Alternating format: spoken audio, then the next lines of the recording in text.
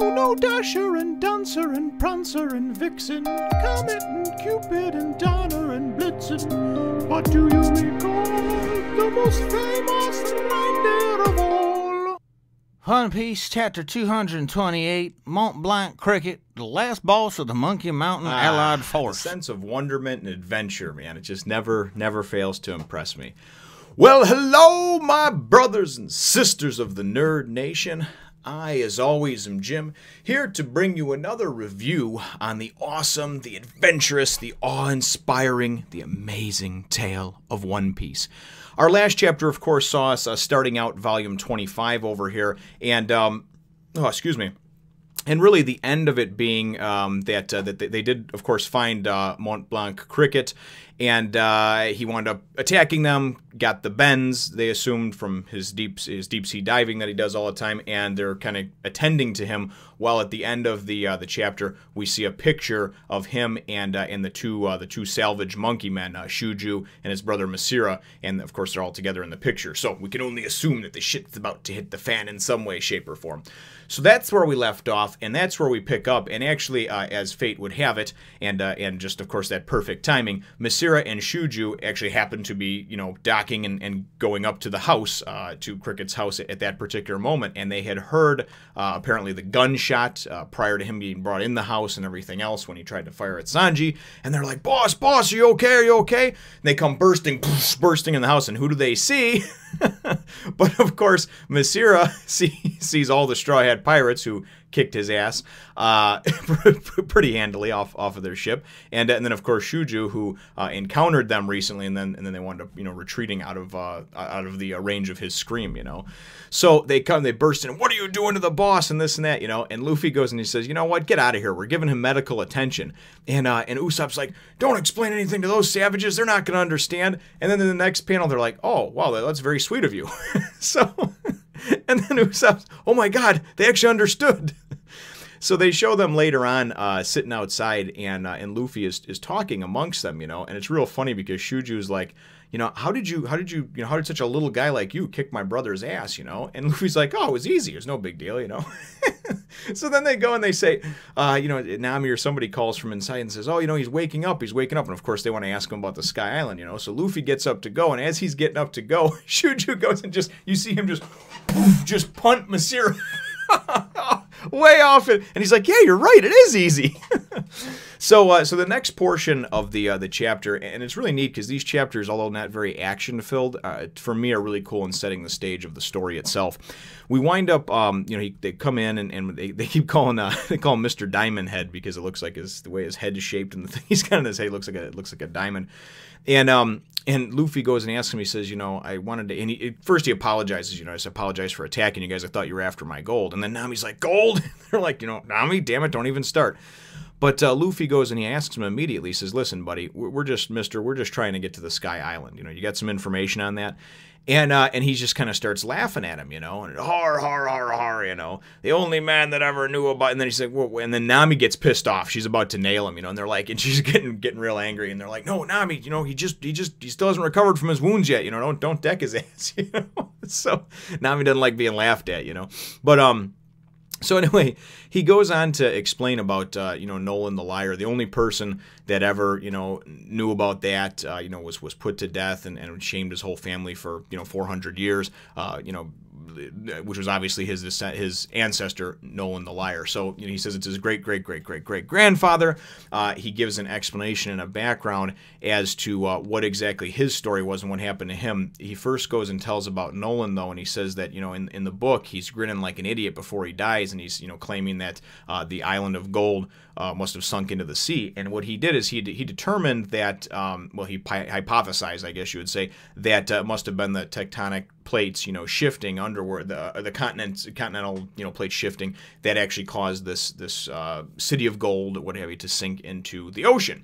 So that was, everybody thought it was just his last attempt, his last desperate attempt at not being executed, and he says, well, in the book, he's smiling, he's grinning like an idiot, but in reality, he was actually had tears coming down his eyes because it was the truth, So everybody, shamed his ancestors for years to come, obviously until this day, 400 years later, and And he says, but we all know that Noland was no liar, So he winds up talking about, and then they every now and then Luffy and the crew interject, and they're like, they wind up asking, so you decided to go and take on his quest, and that's why you dive every day to find this city of gold and this and that. And he's just like, no, that's ridiculous.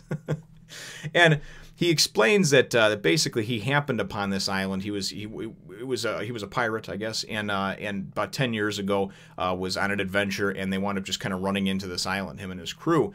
And he knew when he got to the island that this was the island, that his ancestor, and he kind of looked at it as like it was fate that brought him there. And he's like, you know what, that's it, Noland, and it's kind of like his whole thing of like, I'm going to prove that you were actually right, and I'm going to do it for myself. It's sort of like his inner battle against his ancestor. That's how he explains it. And his crew wound up saying, hey, listen, boss, this is family matters, no offense, but we're taking off. So they left him there, and he's been diving down every day ever since. And then Luffy goes and interrupts him. And he's like, okay, so what's the deal with the monkeys, And he's like, oh, those guys? He goes, tell you the truth, the story must have just spread around, about what he was doing and everything. And these guys came here about 5-6 years ago, and they were just big fans. They were big fans of the story, and they believe that the gold exists. So they're kind of like they became his henchmen.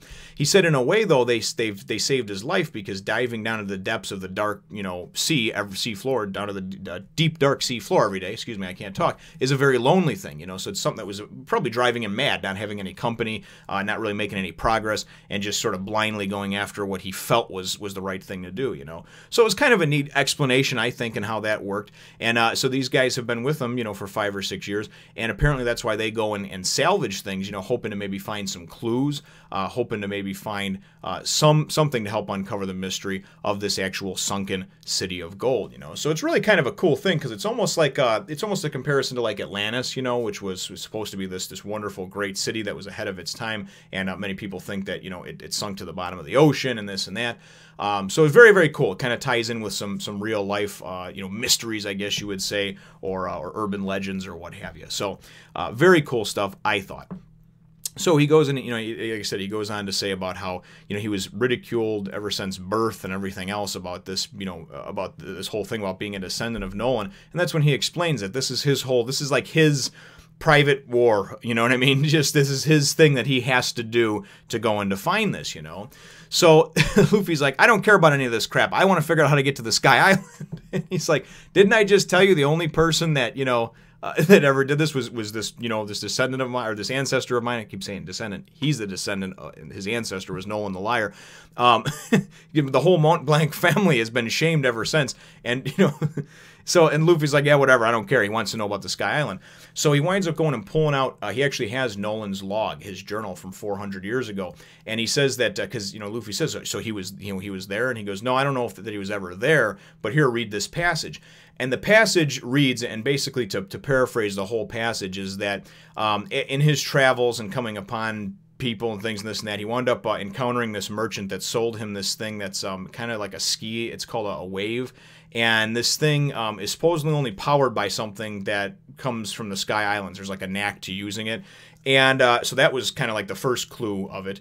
And this thing, I suppose, when you get it, or from the legend is when you get it working, you can even sail when there's no wind, with this sort of thing. So it's obviously powered by some other external force, which is kind of cool. And then they also explain about how they actually caught or saw a skyfish once. And I have no idea how you would determine what is a skyfish. Maybe it's a fish with wings. Not really sure. This is all going to be obviously unraveled, hopefully in the coming chapters, in the near future anyway, because I definitely like this sort of mystery and this sort of sense of adventure, So he winds up reading this passage, and that's the basic short and skinny of it. The paraphrasing of it is that, is that he knows about this Sky Island. There's people that's, their log poses go and point straight up in the air and this and that, and he just knows it to be real. Whether he encountered somebody and has any further information, it doesn't really say, but this is directly from Noland the Liar's logbook from 400 years ago. So it's kind of cool. And then we go and we see as the conversation wraps up with them, Cricket winds up, Mont Blanc Cricket winds up going out, and I hope I'm pronouncing that correct, but the cricket part I know I am, but Mont Blanc is, I'm not sure, it could be Mont Blanc. There's a lot of different ways you could pronounce it. Mont Blanc. So anyway, he comes out and starts talking to his Shoujou and Masira, and Masira finally goes and gets back from getting kicked by Shoujou, and he's like, what the hell is your problem? Why would you kick me like that? He's like, don't even start with me, and you can tell they're like these quarreling brothers, real funny. But anyway, so the chapter ends up, though, with Cricket talking to them and saying, hey, how much do you guys actually like those pirates? And they're like, well, why? And he goes, well, because they want to go to the Sky Island. And they're like, whoa, whoa, whoa, there's only one way there, and that's certain death, you know? And then Cricket tells him, he says, well, yeah, I know, and that's why I want to know, because we're going to have to help him get there. So just a really cool way to end off the chapter over here. I just want to say, you know, as this one's released, I'm taping obviously in advance and everything else, but, you know, it is Christmas Day. Whether you're watching this on Christmas, after Christmas, what have you, I want to wish a Merry Christmas to you, to your loved ones, to your family. Hope that the holidays bring you some joy, some relaxation, maybe some presents, you know, and again, if it's something that you celebrate, wonderful. If you don't, just as good too.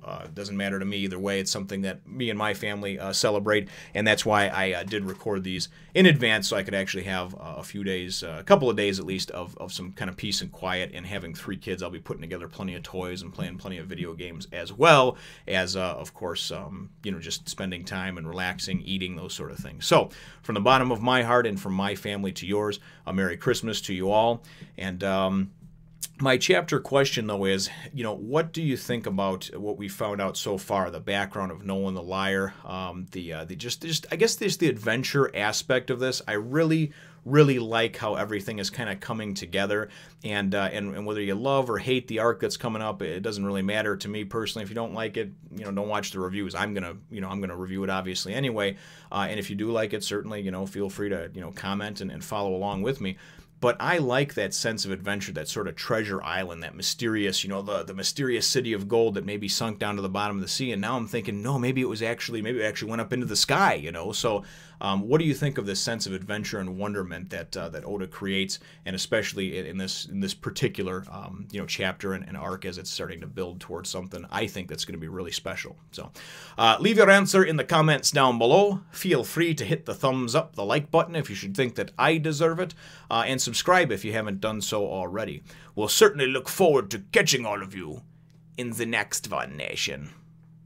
Ho, ho, ho! Merry Christmas!